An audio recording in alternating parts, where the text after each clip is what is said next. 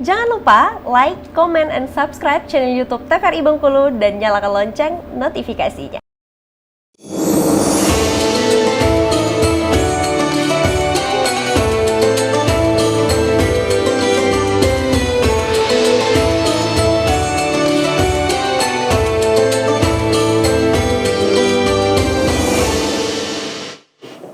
Ya pemirsa, terima kasih Anda masih bersama kami dalam Mutiara Kolbu dengan tema kita adalah perempuan yang dirindukan oleh syurga. Umi, Ustazah, ini semakin menarik sekali. Tadi masih ada yang mau bertanya, mungkin kita kasih satu kali kesempatan pertanyaan dulu ya Umi. Nah, ibu-ibu siapa yang mau bertanya boleh silakan. Boleh, silakan berdiri, perkenalkan diri terlebih dahulu. Assalamualaikum warahmatullahi wabarakatuh. Waalaikumsalam warahmatullahi wabarakatuh. Perkenalkan Ustazah, saya ibu rumah tangga dari Majelis Taklim Babul Jannah, dari ibunya Aulia ya Ustazah. Yang ingin saya tanyakan Ustazah, ini temanya muslimah perindu surga. Yang ingin saya tanyakan, apa yang dapat dilakukan oleh seorang muslimah untuk menjadikan rumahnya sebagai surga bagi keluarga dan orang-orang sekitarnya. Begitulah Ustazah. Assalamualaikum warahmatullahi wabarakatuh. Waalaikumsalam warahmatullahi wabarakatuh. Terima kasih Ibu pertanyaannya. Bagaimana Ustazah, apa yang harus dilakukan agar menjadi perempuan yang dirindukan oleh syurga ini bagi rumahnya, keluarga dan juga lingkungannya? Baik, bismillahirrahmanirrahim. Ibu siapa Mbak Julia? Mohon maaf tadi dari ibunya Aulia. Ibu Aulia, ya. nggak jelas ya Ibu Aulia. Baik, bismillahirrahmanirrahim. Bagaimana kita menjadikan rumah kita surga ya, jadi lingkungan kita seperti itu.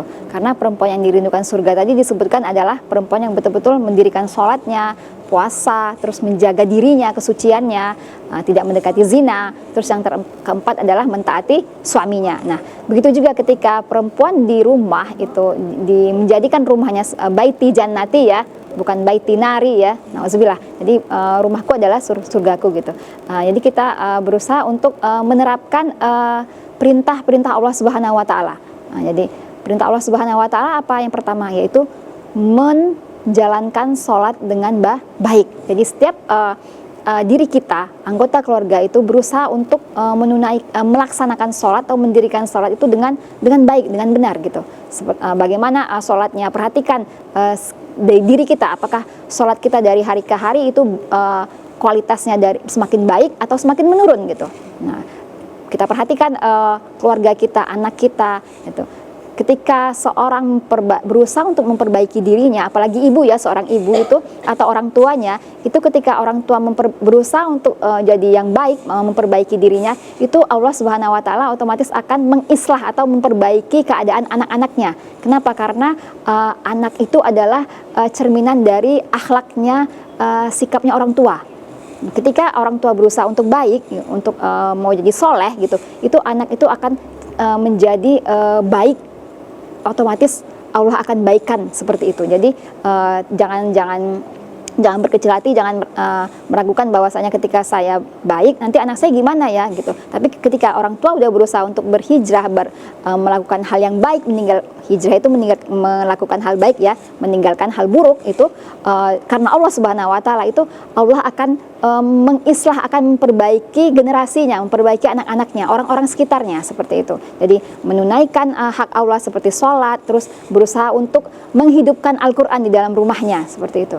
Ibu usahakan kalau bisa Al-Quran itu menjadi cahaya di rumah gitu. Karena apa? Karena disebutkan dalam hadis, rumah yang tidak pernah dibacakan Al-Quran itu seperti kuburan. Nah, jadi jangan sampai rumah kita tidak ada cahaya Al-Quran, karena cahaya iman itu masuk lewat Al-Quran seperti itu. Jadi salah satu caranya adalah cara yang bisa dilakukan itu adalah memperhatikan sholat, terus menghidupkan Al-Quran di dalam rumah, terus menciptakan nuansa-nuansa Islami dengan perkataan yang baik, perkataan yang berusaha ya kita sama-sama gitu berkata lemah lembut kepada anak gitu seperti itu, dan menerapkan akhlak-akhlak yang Islami seperti itu akan menciptakan suasana rumah itu akan jadi damai, tenang. Karena memang kebiasaan kita ya, pasti perempuan biasanya mau ngomel atau apa kalau nggak ini ya. Tapi kita berusaha, termasuk saya ibu-ibu ya, kita sebagai ibu berusaha untuk bagaimana kita untuk berlemah lembut kepada